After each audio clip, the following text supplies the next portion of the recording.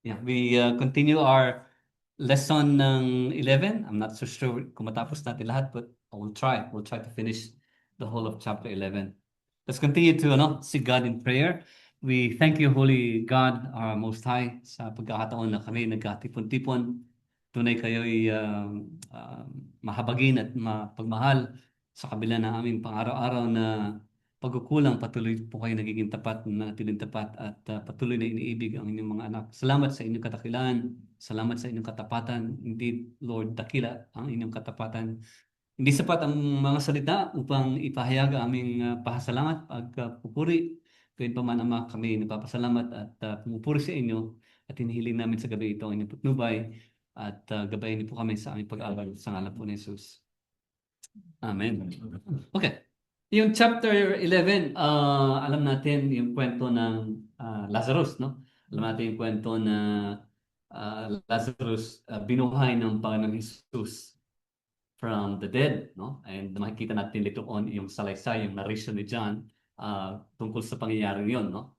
So, mahalaga muna makita muna natin yung konteksto dahil nakita natin sa chapter 10, sa last part ng chapter 10, matapos na hindi paniwalaan ng Panginoon Jesus, umalis siya sa Jerusalem, umalis siya ng Judea at bumalik siya sa Jordan, no? Iniwan niya yung mga Pariseo doon, mga Hudyo, dahil nga sa pinaliwanag lang niya na kaya kayo hindi naniniwala dahil hindi kayo bahagi ng aking mga tupa, no? And then umalis siya, bumalik siya ng Jordan at doon sabi ng chapter 10 sa pinakahuling verses ng chapter 10, sinabi ni John na marami naniwala sa Panginoong Jesus, no? And then sa chapter 11, kung titignan mo, yung unang verse ng chapter 11 sinasabi na meron daw family sa Bethany, no?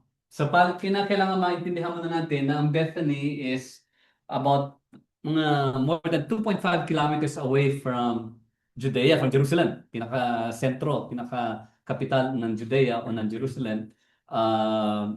Ang Bethany ay malapit lamang, no? Malapit lamang siya sa Jerusalem. Now, we have to understand na sa chapter 7, 8, 9, and 10, doon sa Jerusalem, maraming gustong pumatay kay Lord Jesus, no? Maraming gustong batuhin siya dahil nga nagagalit sila sa teaching ng Panginoon Jesus, no? So we have to take that into context pagbabasahin natin yung chapter 11.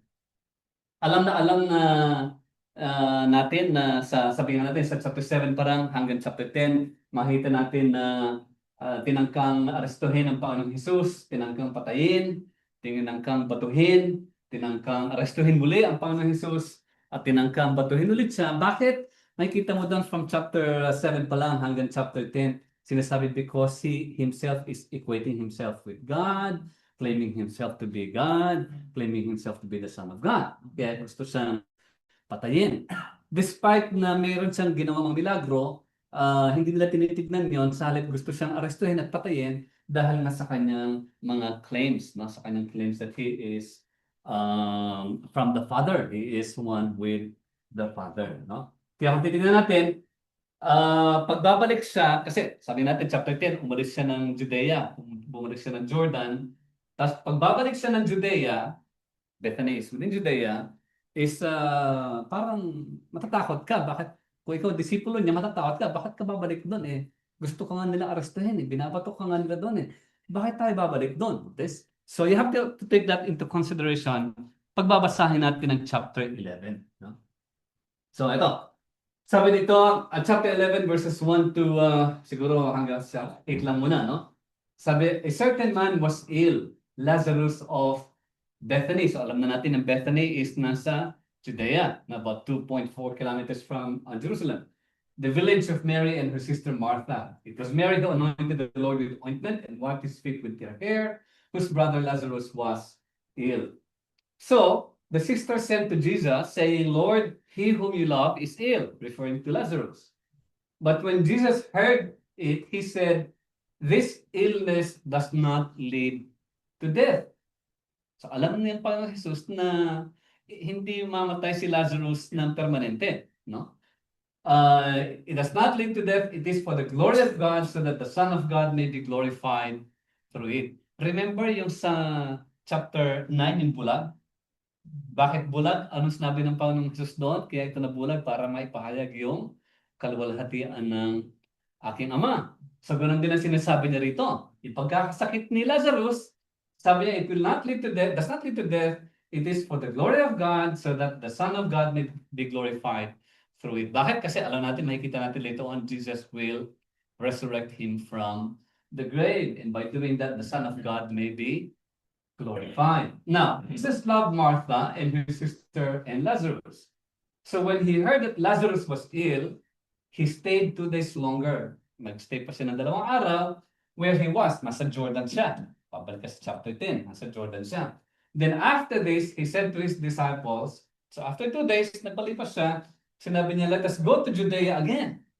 So again, sabi natin sa Judea, gusto siyang patayin, gusto siyang arestuhin. Kaya sabi ng mga disciples niya, Rabbi, the Jews were just now seeking to stone you, and you are going there again.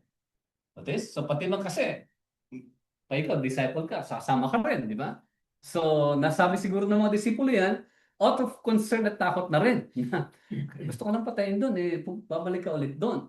Perhaps thinking also about their safety. At pupunta nga din sila doon. So we have to understand dito, marami tayong makikitang magandang katotohanan dito. Again, it is Jesus, yung pagiging omnipotent, no? Pagiging omniscient, pagiging all-knowing ng ating Panginoon Jesus. Alam niya na ang pagkakasakit ni Lazarus ay may purpose. And that is to glorify the Son of God. Giving glory, of course, to God the Father Himself. No?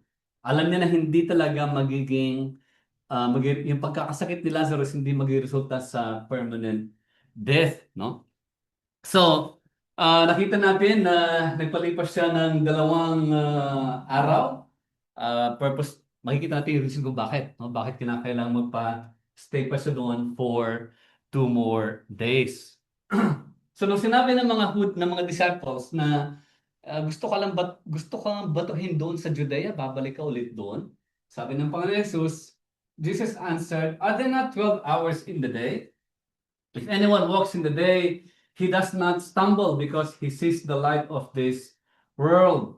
But if anyone walks in the night, he stumbles because the light is not in him. Again, babalik ka sa chapter 1 and chapter 3. Kababanggit lang ni John that Jesus claims it. Even sa chapter 7. Sabi he is the light of the world. No? Sa chapter 3, pinpoint out ni John doon that Jesus claims himself to be the light, no? So sabi niya, hindi ba't may 12 hours in the day, referring to the fact that there is something to be done within the day. Why? Because 12 hours lang yan, after ng day, darating ang kadiliman. Pag gabi na, wala ka nang magagawa, no? So after saying these things, he said to them, our friend Lazarus has fallen asleep, but I will go to awaken him. The disciples said to him, Lord, if he has fallen asleep, he will recover. Yes, kasi hindi naintindihan ng mga disciples. Now, Jesus had spoken of his death, but they thought that he meant taking rest in sleep. Then Jesus told them plainly, Lazarus has died. Para na ipaliwanag niya na physically namatay si Lazarus. And for your sake, sabi niya, I am glad that I was not there, so that you may believe. Bakit? Kasi bubuhayin nga niya si Lazarus. Pero hindi naiintindihan ng disciples pa yun. Kasi hindi nila alam ang gagawin ng Panginoon Jesus eh. But here's sa atin, benefit natin, alam na natin yung kwento, kaya mas naiintindihan natin yung sinasabi ng Panginoon dito. Na sinasabi niya na for your sake, I am glad that I was not there so that you may believe. But let us go to him. No? So Thomas, ito maraming nagkikriticize kay Thomas na doubting Thomas. Pero here is Thomas who is courageous. Sabi niya, so Thomas, called the twin, said to his fellow disciples, let us also go, that we may die with him. Kasi alam nga nila na si Jesus pinapatay, they were trying to stone Jesus to death, no? But here is the courageous Thomas. In fact, hindi natin alam kung nagiging courageous siya o kung nagiging sarcastic siya. Hindi natin alam eh. We do not know, no? Pwedeng nagiging sarcastic siya, alam naman natin ang nature ng tao. Dahil nga sinasabihan siya ng mga disciples niya, gusto ko nga batuhin dun eh. Babalik ka pa. Pero sinabi ng Panginoon Jesus, let us go to him. Go to Lazarus. Here comes Thomas saying, sige, let us also go, that we may die with him. So we really have no idea kung nagiging matapang ba siya or was he being sarcastic. We do not know, no? Some scholars are divided. May mga scholars na sabing he was acting with sarcasm. No? Dahil kung titignan mo yung character ni Thomas, he doubts. Nagdududa siya. You have to take that into account, sabi ng mga scholars. And yet some scholars say, no, we can see another, nakita natin ito isang personality ni Thomas na hindi siya nagdududa, but this time sa umpisa pa lang, he was really courageous, he was brave. But we do not know kung sarcastic siya or hindi. Unlike yung sa Samaritan woman, alam natin sarcastic dahil sa exchange of conversation niya with the Lord Jesus Christ. Alam natin naging sarcastic siya. So, again, makikita mo rito yung pagiging literal ng mga disciples niya when Jesus told them that Jesus has fallen asleep. Hindi nila naintindihan na Jesus was referring to the death of of Lazarus, no? Death of Lazarus. So, sabi natin kanina na 12 hours means that there is work to be done. Bakit? Kasi after 12 hours comes nighttime. Pag nighttime, of course, wala ka nang magagawa by nighttime. So the Lord was telling simply to his disciples to just go while there is still time, no? Of course, some scholars say it refers to the missionary work of Christ. Ginagawa niya yung missionary work of Christ is within a particular time lang because that in time that he has to defeat sin and death, no? Now, when Jesus came, he found that Lazarus had already been in the tomb 4 days. Now, this is important. Sinabihan si Jesus muna when he was ill, when Lazarus was ill, binilinan. Di ba? Sina Martha and Mary sent word to Jesus that the one you love is ill. So may sakit pa, no? And then, sabi ng Panginoon Jesus, this ill does not result in death. No? And then, ang ginawa pa ng Panginoon Jesus is he stayed for another 2 days. 2 days. And then, sabi ng kung titignan natin sa mapa, dahil nga mga about 2.4 kilometers, less than 3 kilometers from ang takbo ng Judea to Bethany, but from Bethany to Jordan, mas mahaba ang distansya niya. So, kasi ang Jordan nandoon sa norte. Tapos ang Bethany o Judea pababa. So, mas mahaba ang distansya niya. It takes about 2 days to travel. Yun ang sabi ng mga scholars of course, by walking yan, no? 2 days to travel. So, here is John. Kinikwento ni John na Lazarus has already been in the tomb 4 days. So, maaaring nandun pa lang si Jesus Christ sa Jordan, namatay na si Lazarus. No? Anyway, we have to understand na Bethany was near Jerusalem, sabi natin about 2.4 kilometers, sabi 2 miles off. And many of the Jews had come to Martha and Mary to console them concerning their brother. No? So when Martha heard that Jesus was coming, she went and met him, but Mary remained seated in the house. Martha said to Jesus, Lord, if you had been here, my brother would not have died. But even now, I know that whatever you ask from God, God will give you. Jesus said to her, your brother will rise again. Martha said to him, I know that he will rise again in the resurrection on the last day. So Martha was thinking about the resurrection on the last day, not knowing that Jesus was referring to that day that Jesus will resurrect Lazarus again. No? But here we have to understand muna yung konteksto na ang buhay sa Palestine nung panahon na yon, nung New Testament times, buhay sa Palestine, Palestine ang tawag nun, no? Was that morning, pag may namatay, ang luluksa is public. No? In fact, may factual record na pag may namatay, they will even hire, mangungupahan pa sila ng mga mag-whale. Oo, ano ba whale in Tagalog? Sumisigaw ba? Umiiyak? Umiiyak. Umiiyak ng malakas. Binabayaran yan, no?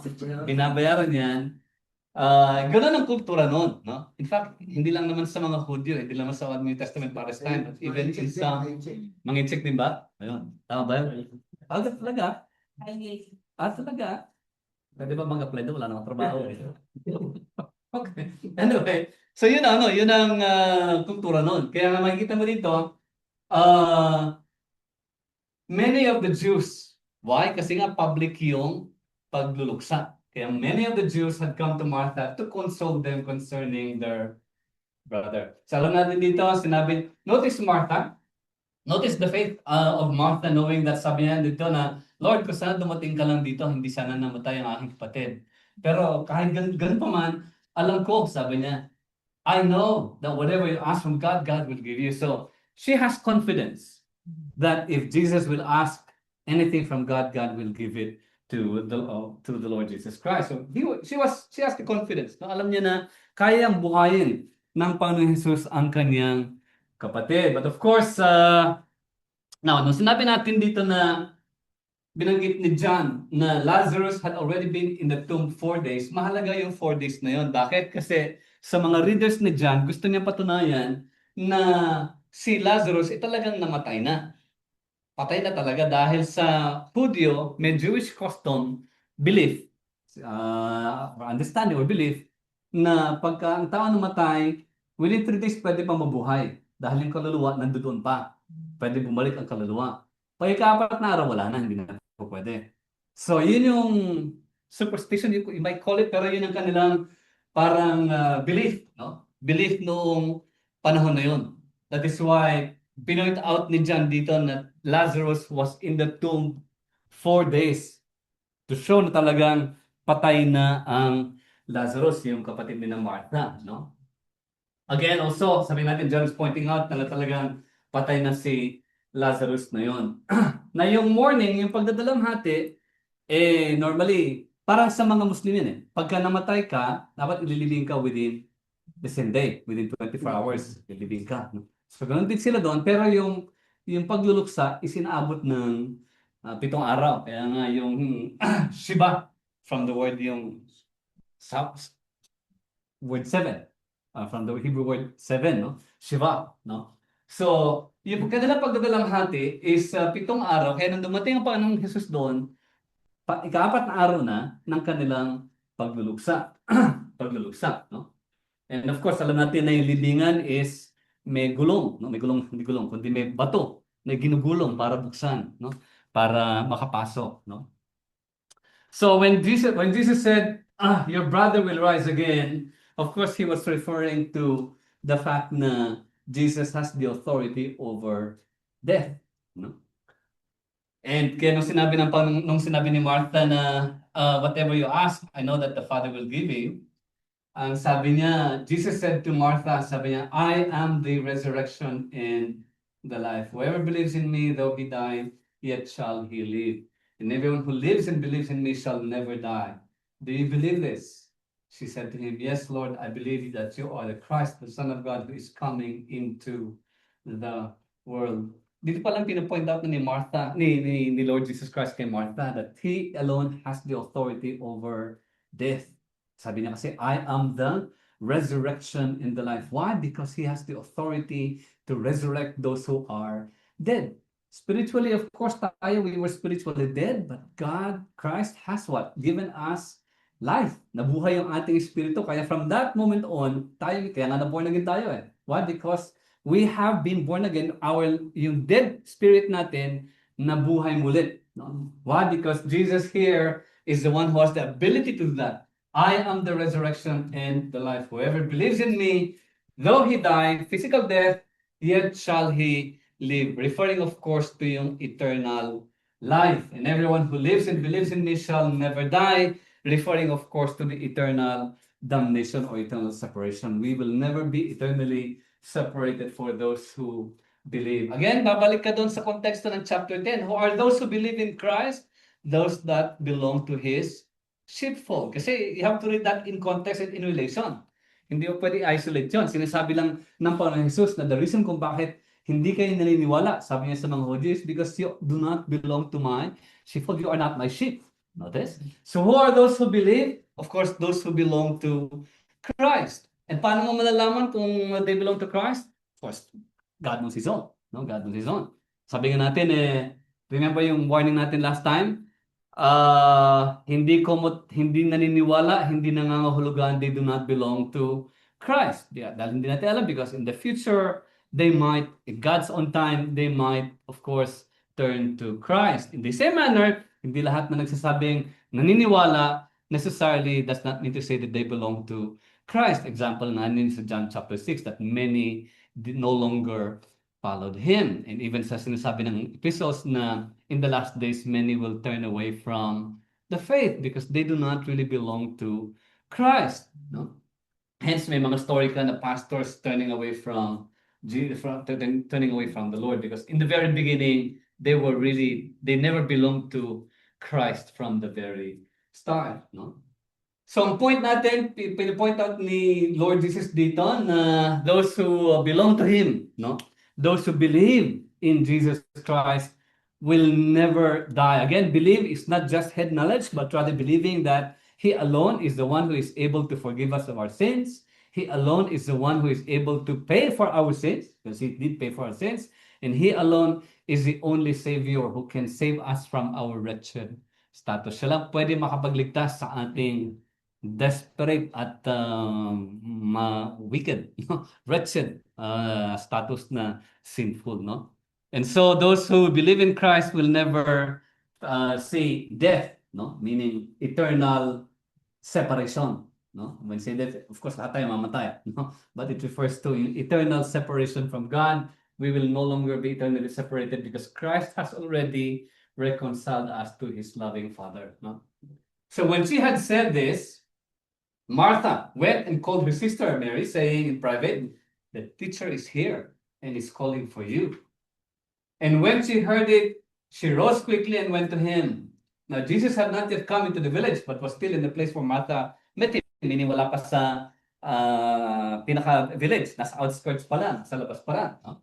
Now, when the Jews who were with her in the house, consoling her, saw Mary rise quickly and go out, they followed her, supposing that she was going to the tomb to weep there. Now, when Mary came to where Jesus was and saw him, she fell at his feet, saying, ganun din, parang kay Martha din, "Lord, if you had been here, my brother would not have died." Pareho yung kanilang sinabi ni Martha. When Jesus saw her weeping, and the Jews who had come with her also weeping, He was deeply moved in his spirit and greatly troubled. Na bakit maraming Hudyo? Kasi nga, yung buhay sa New Testament Palestine, sabi natin, ang pagdadalang hati, pagluluksa is public. Maraming sumusunod.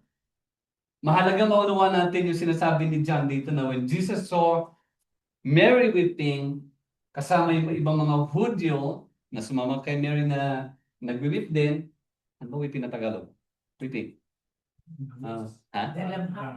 Dalamhati. Nagtatangis ba? Nangis. Yes. Nangis. Yeah. He was deeply moved in his spirit and greatly troubled. Now, majority scholars, sabi nila may problema yung interpretation ng moved, deeply moved, because yung Greek word talaga, herba-maero yata yun. Sinasabi nila na hindi talaga moved ang interpretation ng, but rather, he was parang medyo nagalit. Snort, ang sabi nila doon parang nagalit na, parang gano'n, no? Parang horse snorting, yun ang kanilang interpretation doon, dahil he was greatly troubled. Why was he greatly troubled? Sabi na ibang scholars, probably because of the sinful state of man.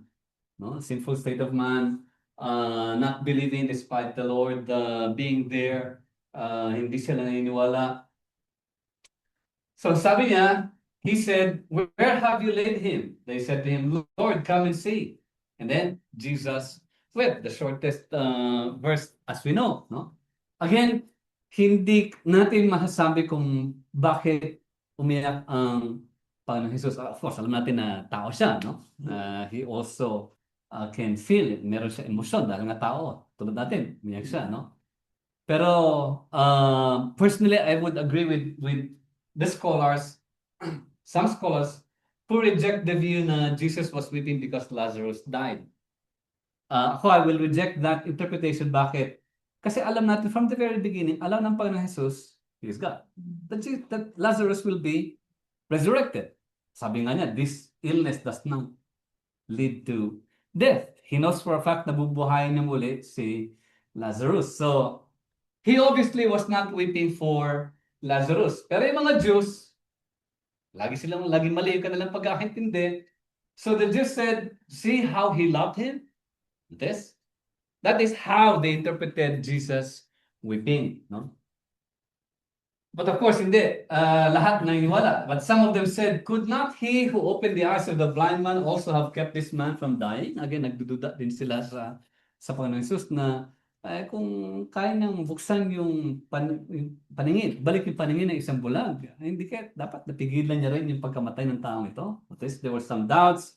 There were some people who were believing. So, but bakit umiyak ang Panginoon Jesus? Honestly, I don't know. Hindi ko rin masabi, no? Sabi nga, some scholars will say, yes, he was weeping because Lazarus died. Sabi nga, medyo parang mahirap i-reconcile yun. Kasi from the very beginning, alam niya, mabubuhay muli ang kanyang mahal, yung minamahal niya si Lazarus. He will resurrect him again, no? So, may mga nag-suggest na very likely he was weeping because nakita niya yung sinful state ng mga Jews and Mary na they're weeping and hindi nila alam yung sinasabi ng Panginoon Jesus na He is the resurrection and the life, that anyone believing in Him will never taste death, no? And those who believe in Him will never experience death, of course referring to eternal separation. So most likely, yun siguro yung sinasabi nila ang reason why Jesus wept, because He was troubled by the many people weeping for a lost, sinful state of man, no, na hindi alam kung anong gagawin, samantalang nandoon na nga siya. Andito na nga ako, I am saying, I am the resurrection and the life, no? Yet they still could not take it. But anyway, sabi natin, I do not know why, really. Ang isa maliwanag doon is, makikita mo doon yung pagiging human, pagiging tao ng Panginoon Jesus, that nagalit siya sa templo, di ba? Nagalit siya when the temple was being used as a marketplace. Umiyak siya. This is not the only time that he wept. He was weeping also sa Jerusalem. He was weeping for the lost sheep as well, no? Siguro dahil paano step pa that time human siya.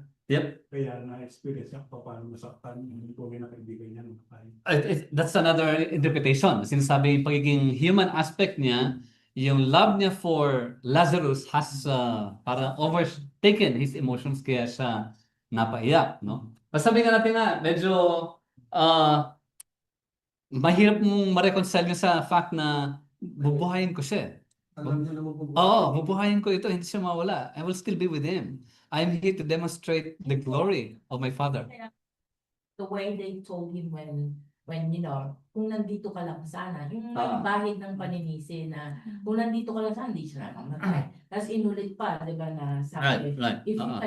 if you could have fixed the blind, then how much more for a dying person?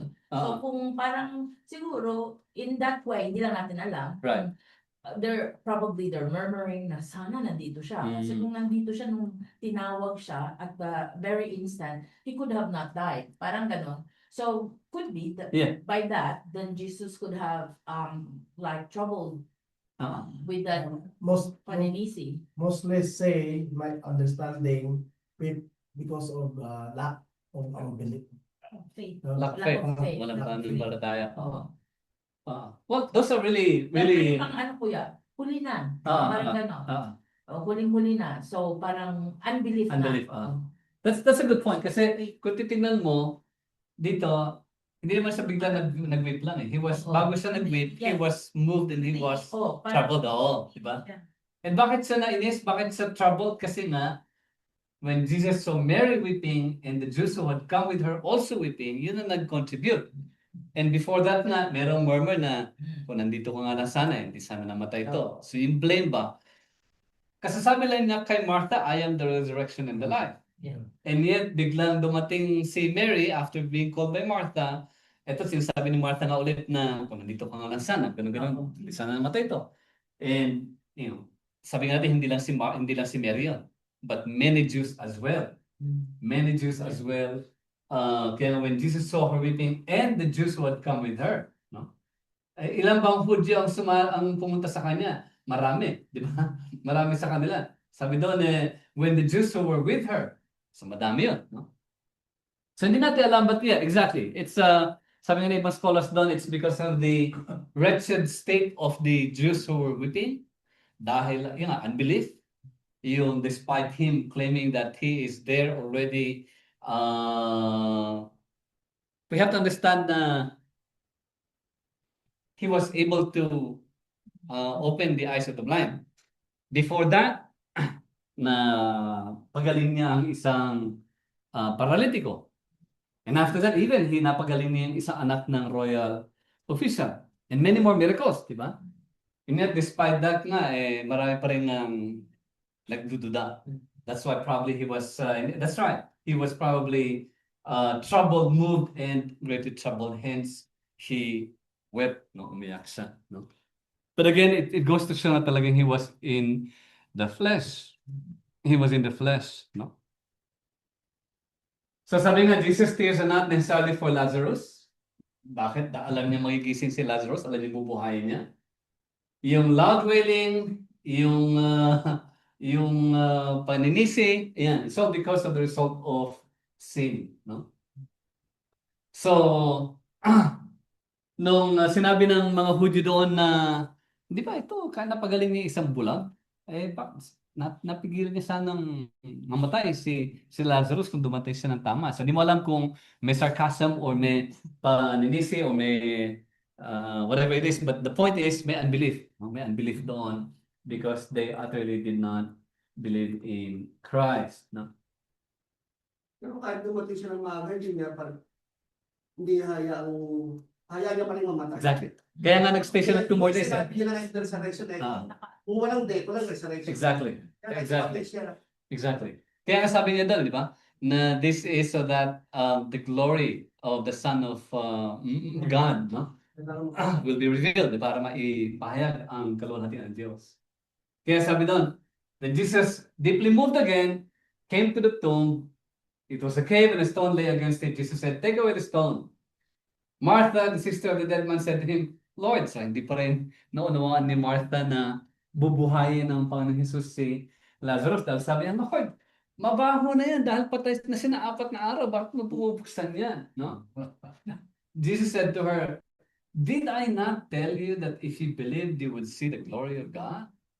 So they took away the stone and Jesus lifted up his eyes and said, Father, I thank you that you have heard me. Sabi niya, I knew that you always hear me, but I said this on account of the people standing around, that they may believe that you sent me. So he doesn't have to really pray again for the resurrection of Lazarus, but he prayed for the sake of the people or the witnesses, that they may believe that actually Jesus was sent by God. When he had said these things, he cried out with a loud voice, Lazarus, come out. The man who had died came out, his hands and feet bound with linen strips, and his face wrapped with a cloth. Jesus said to them, unbind him and let him go. Ano kaya may reaction ng mga tao dahil patay na siya for 4 days, tapos bigla may lumalabas na nakabalot? Kung nandoon ka, baka tatakbo ka na lang, ano? baka, kasi, balot na balot yun eh. Tapos magugulat ka, may naglalakad. You would even think, parang nakakalakad, nakabind yung katawan niya, no? So, siguro, if you were there, probably we would be, siguro may takot. Kasi nga, this is the first record of resurrection. The first record of resurrection na talagang dead. Pinoint out ni John, he has been dead for 4 days. And then biglang lumabas, no? And, Jesus could have simply, prevented death from happening, but tama ka, he has to point out that he has power and authority over death. And he called him he doesn't have to call him by name, but he has to call him by name. May isa akong commentary nabasa na sabi niya, well, the Lord has to mention his name dahil kung sinabi na parang come out, baka lahat daw ng patay lumabas. No? But the point is, he pointed out Lazarus, no? Kasi nga, naging specific siya, no? Then eventually, Jesus said to them, unbind him and let him go. Hindi natin alam kung sino nagtanggal ng tali. Maaaring iba siguro takot pa rin. Dahil mali po Mark. talagang, oo, di ba alam kung sino pa rin ang ano dyan. But the point being that, pinapakita ng Panginoon Jesus dito kasi sabi lang niya that He is the resurrection and the life. He has authority over death. Marami nakawitness ng miracle na yan. Marami nakawitness ng panahon na yan. Yet how come marami pa rin ang hindi naniwala? Why? Babalik kasi sa sabi ng Panginoon Jesus that the reason why you do not believe is because you are not my sheep. No further explanation is needed from that phrase explanation by the Lord Jesus Christ. Kasi kung titignan mo, after that, kung pupunta ka sa succeeding passages which we will look later on next Saturday, dito nagsimula yung movement na talagang papatayin at aarestuhin na ang Panginoon Hesus Kristo because this is close to the Passover. Lapit na ito sa Passover. Alam ng Panginoon Jesus, ito pa isang explanation that it's why probably Jesus wept, sabi ni isang scholar. The resurrection of Lazarus will reveal the glory of the Son of Man. No? And the glory of the Son of Man is revealed, sabi niya, this illness does not lead to death. It is for the glory of God, so that the Son of God may be glorified through it. How is the Son of God glorified? When he was crucified and when he resurrected from the dead, the glory of God has been revealed. So when he was pointing out na the Son of God may be glorified through it, because yung death ni Lazarus, yung kanyang resurrection, it is for the glory of God. Doon yung simula ng plano ng mga Hudyo at ng Pariseo, ng Judaizers, ng mga Jewish religious leadership na arestuhin ang Panginoon Jesus. Hence, makikita mo sa chapter 12, 13, 14, 15, 16, 17, ando doon na yung mga final moments ng Panginoon Jesus where He spent time with His disciples teaching Him na. No, why? Because malapit na malapit na yung kanyang pagka-aresto. So it's possible na that's why He wept. We do not know. But the point is this. The point is, yung kaniyang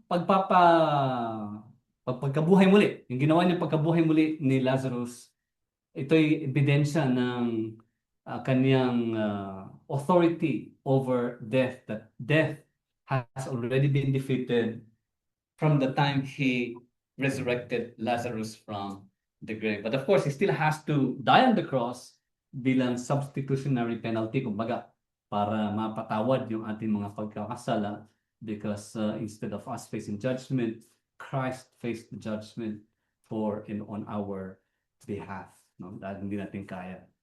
So yun ang story ng Lazarus and the Lord Jesus. Whoever believes in Christ, of course, will never die. The belief that we have in Christ is not yung head knowledge, but rather it is by heart trusting. Nagtitiwala na hindi natin kayang maging matuwid sa harap ng banal na Diyos. Hindi natin kayang maging mabuti sa harap ng banal na Diyos. Ang pagiging mabuti natin, pagiging matuwid natin ay sa pamamagitan lamang ni Kristo Jesus. Yung kanyang matuwid na buhay, doon tayo nagtatago, doon tayo nagiging matuwid dahil sa ginawa ng Panginoong Jesucristo. Ibig ba sabihin patuloy tayong buhay sa kasalanan? Hindi, no?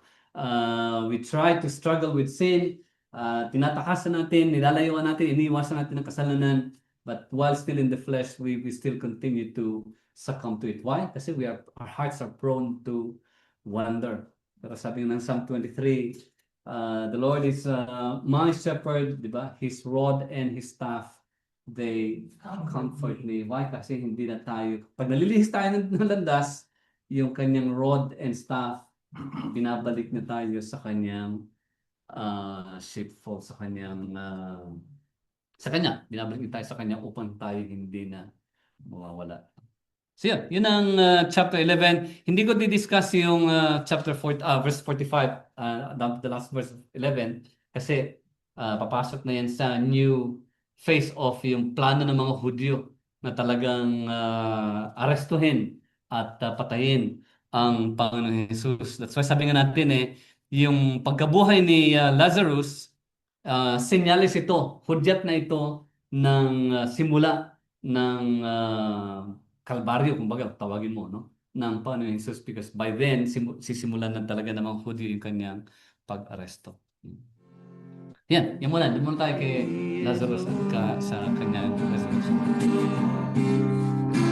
He is Lord.